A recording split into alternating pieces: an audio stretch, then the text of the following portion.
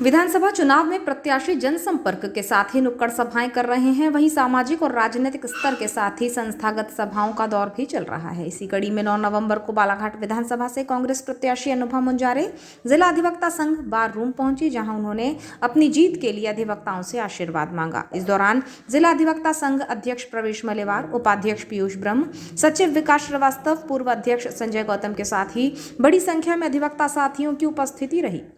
कांग्रेस प्रत्याशी अनुभा मुंजारे ने बुद्धिजीवी वर्ग अधिवक्ताओं के बीच विचार रखते हुए कहा कि जनता के आह्वान पर मैं चुनावी मैदान में हूं और कांग्रेस ने मुझे प्रत्याशी बनाया है। पार्टी की कार्यकर्ता के तौर पर काम करना चाहती हूं, लेकिन कमलनाथ ने मुझ पर भरोसा जताया है और टिकट दिया है। उन्होंने बताया कि 10 वर्षों तक मैं नगरपालिका अध्यक्ष रही, परिस्थितियां विपरीत रहीं और कई बार मुझे हटाया भी गया और मनोनीत भी हुई। न्यायपालिका पर मेरा भरोसा था और हमेशा रहेगा। न्याय के मंदिर से ही मुझे न्याय मिला है और इसमें अधिवक्ताओं का भी भरपूर सहयोग रहा है। इसलिए मुझे उम्मीद है कि इस चुनाव में अधिवक्तागण मुझ पर भरोसा जताएंगे। जरूरत है बदलाव की, परिवर्तन की, और परिवर्तन प्रकृति का नियम है।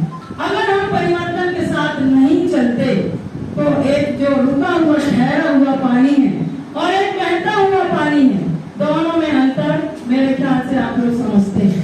क्योंकि मैं बुद्धिजीवी वर्ग की इस अदालत में खड़ी हूँ, मैं जानती हूँ मेरी सोच जहाँ से खत्म होती है, मुझे लगता है वहाँ से आप सबकी सोच शुरू होती है।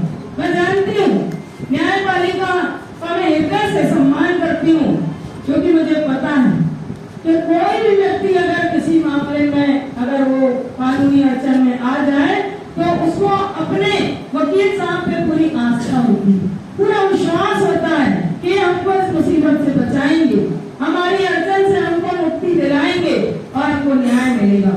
और मैं इस बात का मैंने अनुभव किया है। मैं जब आप सबके आशीर्वाद से बालाघाट नगर पालिका परिषद की अध्यक्ष थी तो मुझे कई बार पद से हटा दिया जाता था।